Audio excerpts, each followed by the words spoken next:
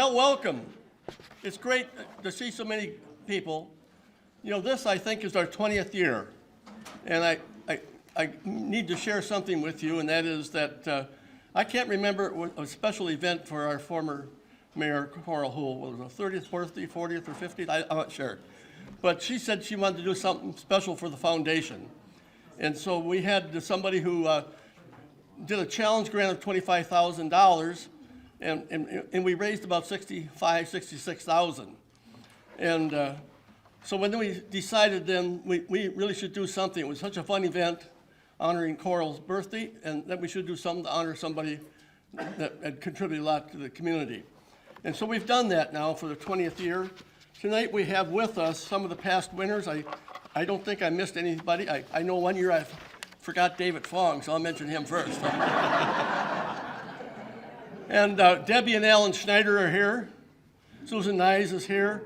Vonda Kelly, Coral Hoole, and Diane Dar. Did I miss anybody?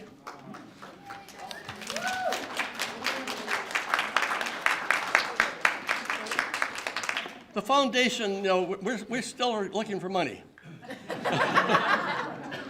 And we always need money. But you see up here some of the groups we've supported, but we have a wonderful partnership with the schools and working with artistry and the theater, and I think is really a beneficial effort for many people.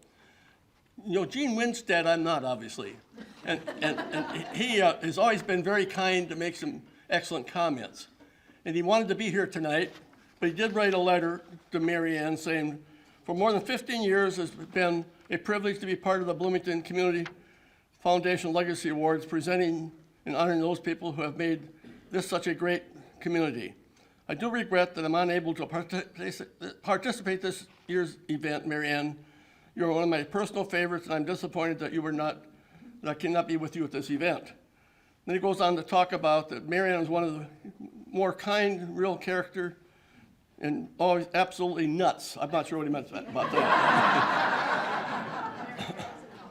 I hope I say this with utmost respect and admiration. You have participated and contributed to many things in the Bloomington community, and in such each and every instant, you've added value, style, flair, creativity that has enhanced every aspect of every project. What you do and what you have been accomplished has definitely made this a better community. And then he said, congratulations, you're so deserving for this great award. And then he had a PS down here. Then he said that hopefully they would get the World's Fair here, and he was going to have MaryAnne come back and work on it. But it's great. We appreciate the support we've gotten from the community over the years. And I know that Gene would have liked to have been here. We have a number of our board of director members here and some great people who supported us for a number of years. And I asked, of course, one of our special friends to sit in for Gene. And so Andrea is up. Andrea Speck.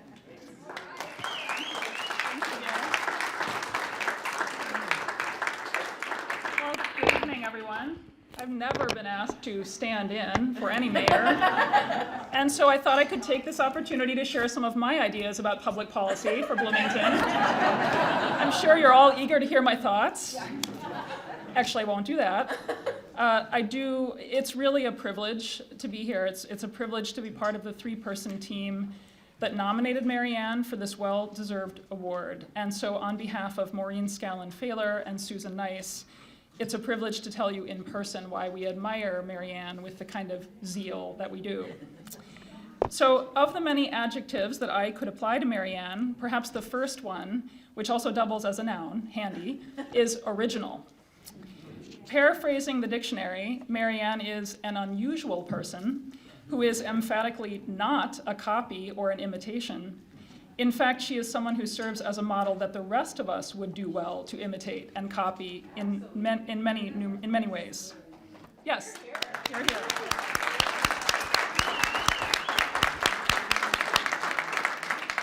And of course, the attributes and qualities and actions of MaryAnne that are most worthy of emulation are the very things that make her such a perfect candidate for the 2017 Legacy Award.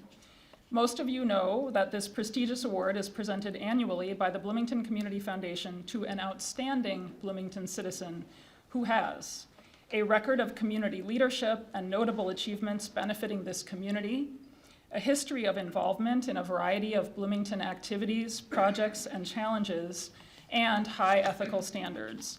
You know, this is off my own script. I just would like to pause and thank the Bloomington Community Foundation for an award that recognizes high ethical standards right now. Thank you.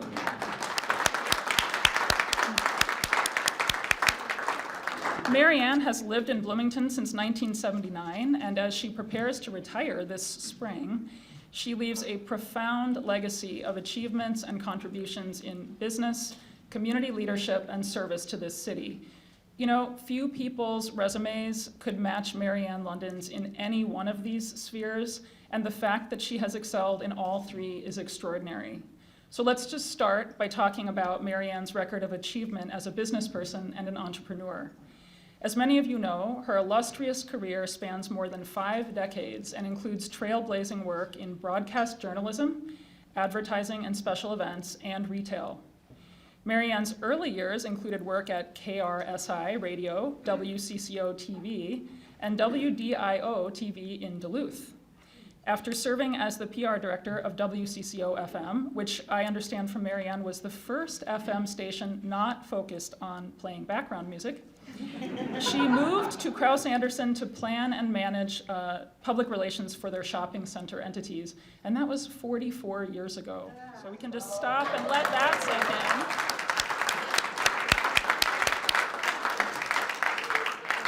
I was learning to read then.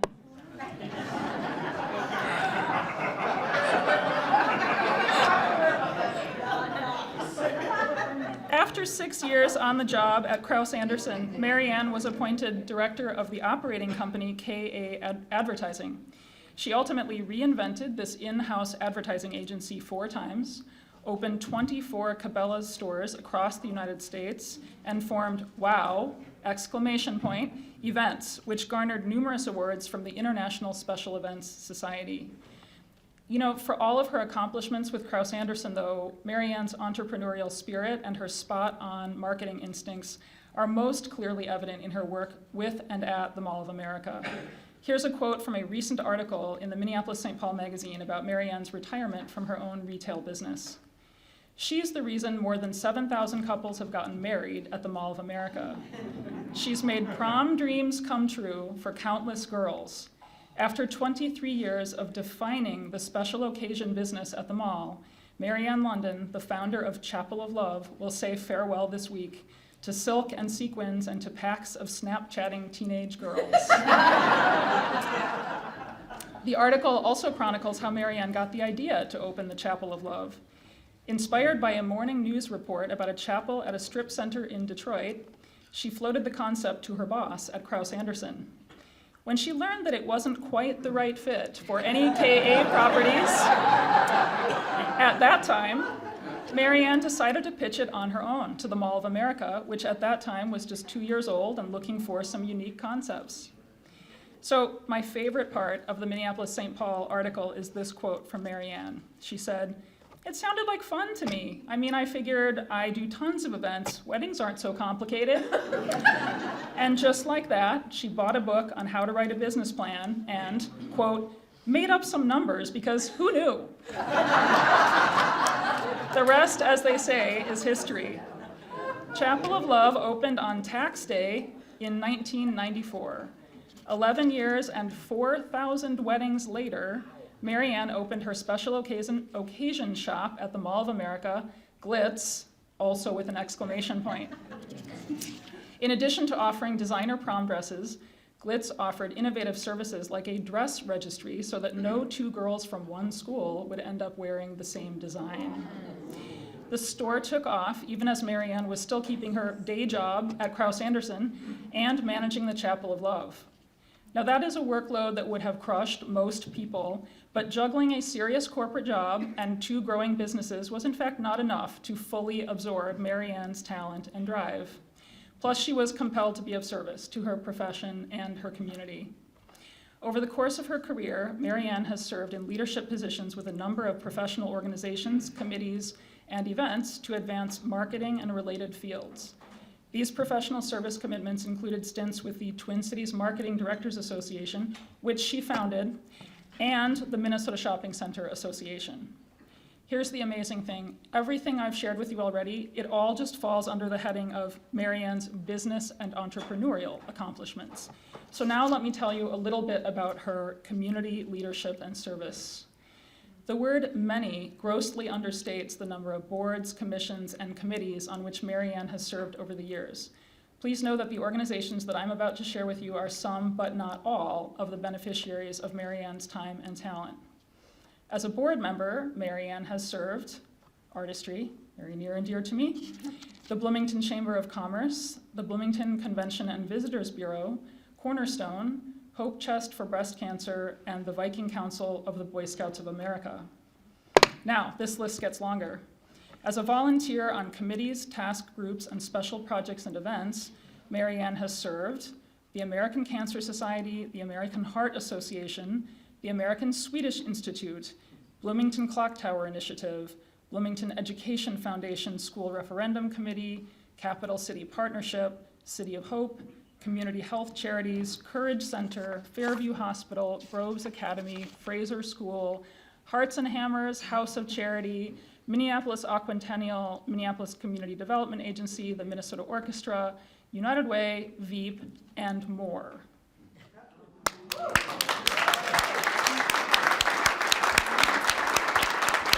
Now, I know what you're all thinking.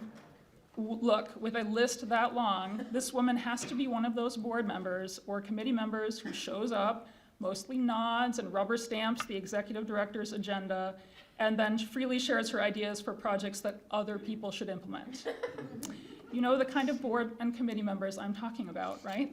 No one in this room, I'm sure. Well, I speak from direct experience when I tell you that MaryAnne is not a person who joins a board or committee just to show up at an occasional meeting and give advice. Her service is of the active, all-in variety, and she rolls up her sleeves and she really makes a difference in the success of the causes that she supports. Here are just a couple examples. For artistry, she created and promoted an innovative solo subscribers program just this year that has generated a significant number of new subscribers for our theater. For the Viking Council of Boy Scouts, where she served for more than 20 years, she chaired the Public Relations and Explorers Committees.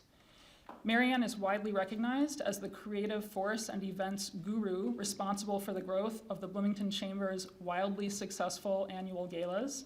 And I see Dan is nodding his head, and Dan Jasper from the Mall and Tim Bussey both have been co-adventurers in that process.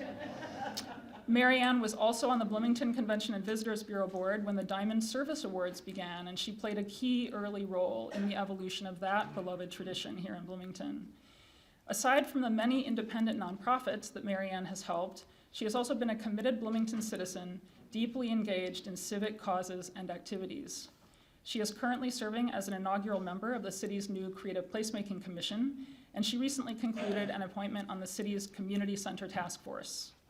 Many years ago, I'm sure, again with a number of people in this room, she was an active participant in the effort that established the Oxborough Clock Tower.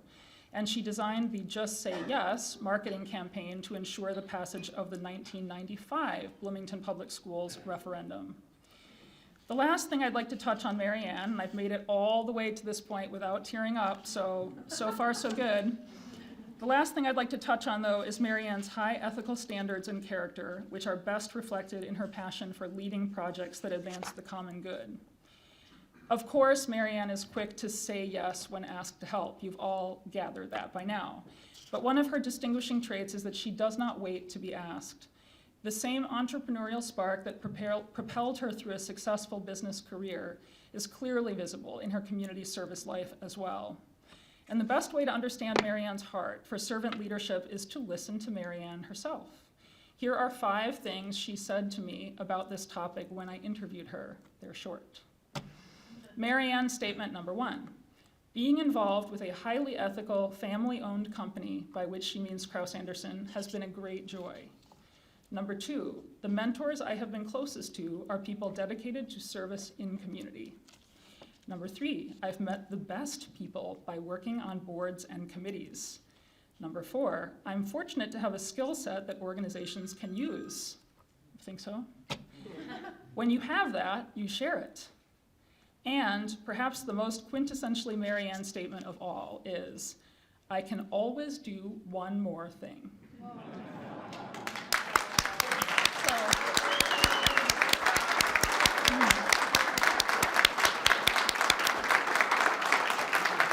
So MaryAnne, congratulations on receiving this very well-deserved award.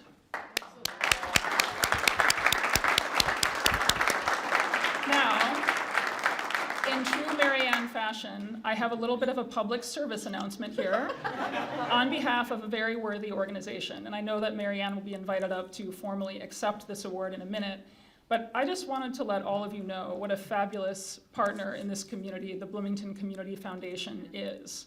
Indeed, Artistry is one of the organizations that is funded by the BCF, but there are many other worthy organizations also. This is an entirely volunteer-led effort, and in fact, less than 1% of all of the contributions that are raised by the Bloomington Community Foundation go to administrative expense. A number of the organizations that are supported are listed here on this banner, and so I just want to gently remind you, if you have not already done so, please consider making a donation of $25 or more to the Bloomington Community Foundation before you leave this evening. And the very friendly and cheerful Ryan Williams out there will be happy to accept your donation on behalf of the BCF. So again, thank you very much, and MaryAnne, God bless, and congratulations.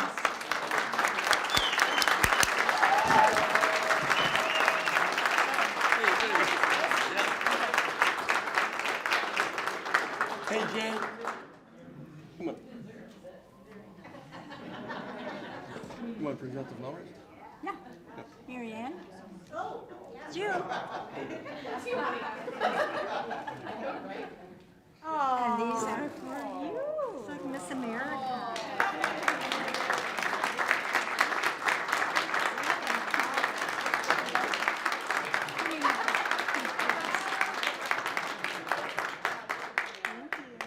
And now we have this. Oh, how beautiful.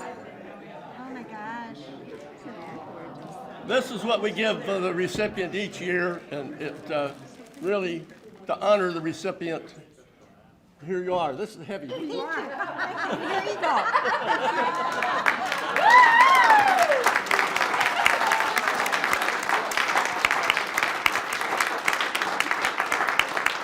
You must be my new best friend, Mike. Can I say something? Yes. Well, we're going to give her like a minute. No. Okay, Mary Kading, what's my first rule of doing events? Never give them the mic. Never give a mic when you don't know what they're going to say.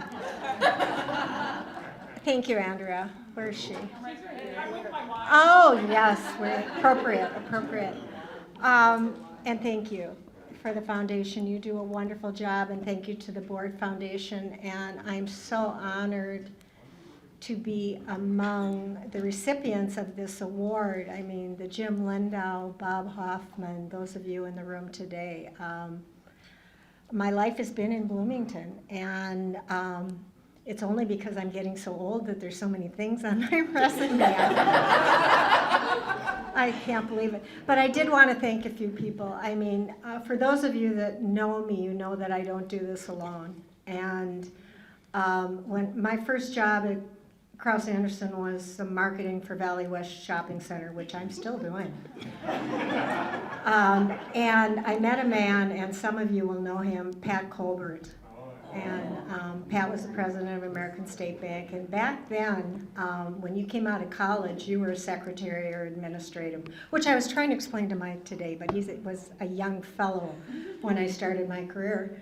And Pat just took me in hand and said, you know, go, there's this new guy in town, Larry Lee, and he's forming some task forces, and I think you should be on one. And So he put me on that. And then he put me on the Boy Scouts of America. I mean, could you have a worse mix than putting me on? I mean, my dad was a Sea Scout. That's as close as I came. And when you're on the board of the Boy Scouts of America, they never let you leave. So I was on that for 20 years.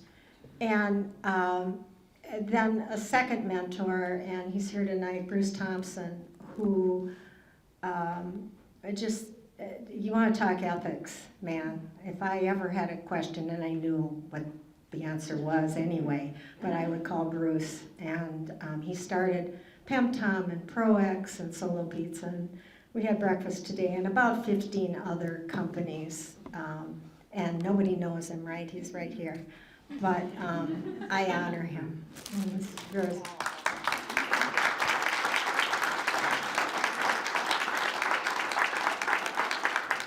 He also was the fellow that thought the Chapel of Love made sense. So.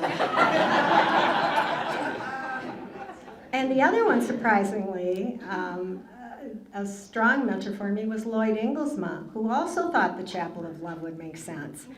And he just got the biggest kick out of it. He'd say, "Can I see your financials?" I go, "Yeah," and he'd just go, "Ho, ho."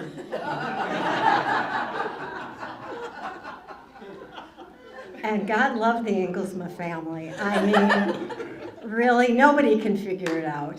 Nobody can figure it out how I've been, hey, darling, how I've been able to do what I did over the years. And I don't think anyone has ever understood me any better than my boss, Bruce. Did I turn this off? Yes, you did. Gil, how do you turn it back on? Well, I hit something. well, you can talk loud, right? All right, I'll talk loud. But anyway, seriously, Bruce motivated me and kept me in line. I mean, not an easy task. But the things he comes up with and says to me, I go, how did he know that? How did he know me so well? And then, of course, all my friends at Krauss Anderson. And, you know, to have this much love in a room, I mean, it's just absolutely astounding to me. It's like the best party ever. And my staff for so many years, Mary Kading, who came to me right out of college with some kind of cum laude graduate degree.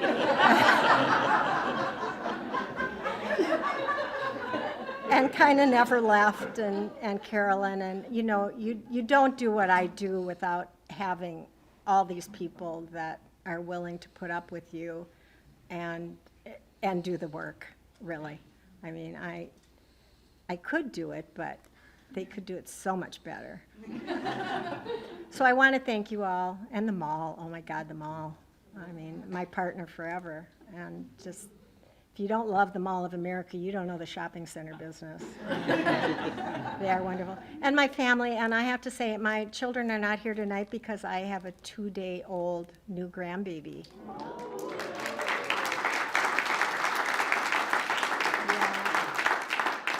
And I left my daughter in Chicago off the hook and told her she could come to my retirement party. But my brother is here, so anyway, hello, Rick, if he's still here. So anyway, thank you. I'll stop talking. But I really do so appreciate that on a cold winter night, cold for me now that I have a home in Arizona, you came out, and it really, my heart is full. And thank you all very much.